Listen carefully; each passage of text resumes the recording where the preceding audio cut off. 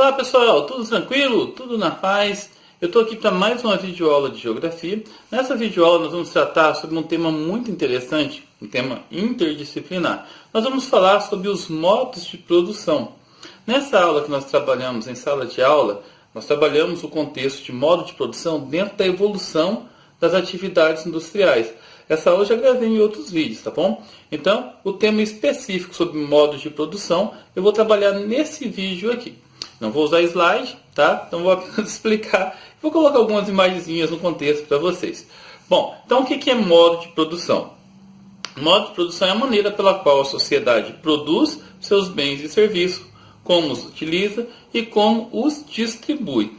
Então, o modo de produção nada mais é que as forças produtivas mais as relações de produção. E vocês vão perceber que no decorrer da história, essas relações de produção, essas forças produtivas, elas vêm mudando, né? Não é bem, elas vêm se adequando, não é melhorando ou piorando. Elas se adequam a cada época, ok? O outro contexto que é bom deixar claro, os slides que eu usei em sala de aula, eu vou postar no nosso grupo de estudos lá do Facebook para vocês baixarem, tá bom? Então tá bom, estou seguindo a mesma sequência aqui, tá, dos nossos slides. O primeiro sistema, pessoal, que a gente vai estudar é o sistema produtivo, é o sistema primitivo. Nesse sistema, esse sistema primitivo designa uma formação econômica e social que abrange o início da sociedade humana. Então, desde que o homem começou a viver em sociedade, né, ou até antes disso, desde de quando o homem ainda era nômade, ainda era coletor, havia uma relação de amizade entre todos esses indivíduos. Aquele que caçava, aquele que coletava, aquele que praticava as primeiras práticas agrícolas, e tudo era distribuído entre todos. Nesse sistema primitivo não existia o Estado, tá? O Estado ele só passa a existir quando os homens começam a dominar uns aos outros, quando começa a surgir o sistema capitalista. No sistema primitivo isso ainda não existia. Tá, mas aí vem a pergunta. O sistema primitivo existe ainda hoje? Sim, em algumas comunidades primitivas, em algumas comunidades indígenas, aquelas que ainda não tiveram contato com a nossa sociedade moderna, dita civilizada, ok? O próximo é o sistema escravista de produção. Bom, aqui tem a relação entre o senhor, que é o dono da terra, que é o dono dos instrumentos, das ferramentas. Na verdade, aqui existe uma relação de domínio e de sujeição, ou seja, a relação entre senhores e escravos, onde o pequeno número de senhores, o pequeno número de pessoas exploravam a grande massa de escravos que não tinham nenhum direito. Tá, mas a gente está falando do período do Brasil colônia também, né? O Brasil, ele por 388 anos, no início da sua colonização até 1888, ele amarga essa triste lembrança que foi a questão da escravidão. Mas ainda hoje, em pleno século XXI, algumas sociedades ainda praticam esse esquema de escravidão. A escravidão por dívida, escravidão por afeições religiosas, não é verdade?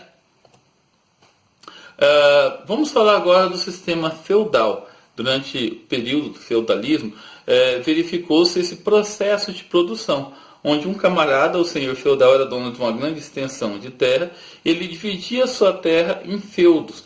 Ele dividia a sua terra para que trabalhadores que ocupassem a sua terra pudessem produzir nelas e destinava para esse senhor uma parte da sua produção. Tá? Como a exploração sobre os servos no campo aumentava, o rendimento da agricultura era cada vez mais baixo. Né? Houve, é claro, né, um deslocamento de parte desses trabalhadores para as cidades, para trabalhar no comércio, para trabalhar como artesãos. Então começa a surgir, começa a aparecer as primeiras relações capitalistas de produção.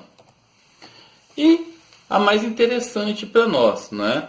A relação da produção capitalista. Eu deixei o socialismo para o final, tá bom?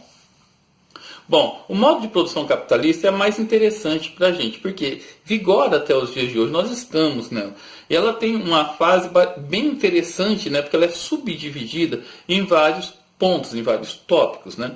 Nós temos a relação pré-capitalista, que começa lá com o sistema feudal, né? Lá onde começa a se desenvolver o sistema das relações capitalistas. Né? Tem a relação comercial, onde a maior parte dos lucros concentra-se nas mãos dos comerciantes, que constituem a camada hegemônica da sociedade.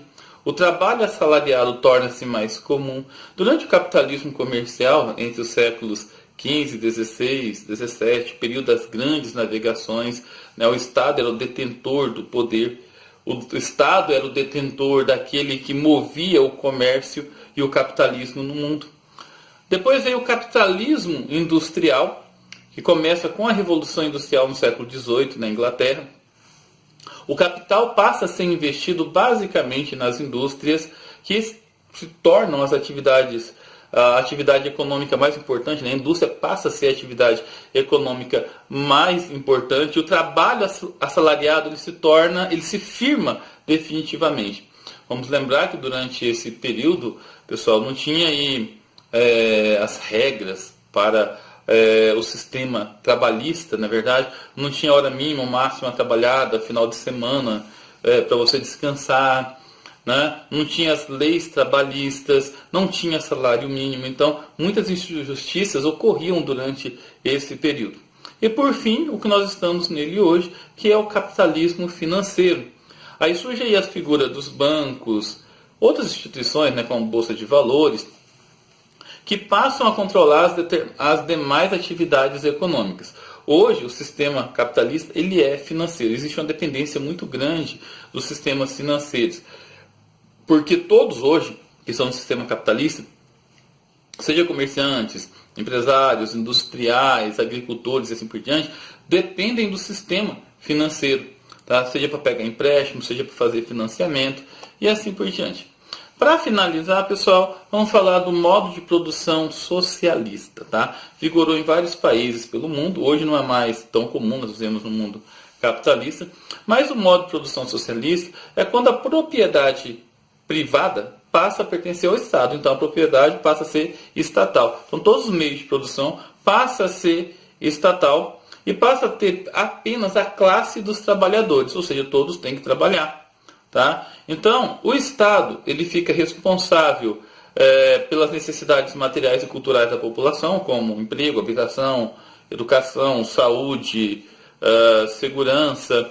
Né? Não há mais aquela separação entre proprietário do capital, ou seja, o patrão, que seria, no caso, a burguesia no sistema capitalista, e os proprietários da força de trabalho, ou seja, os empregados, o proletariado. Isso passa a não existir no sistema socialista. Tá?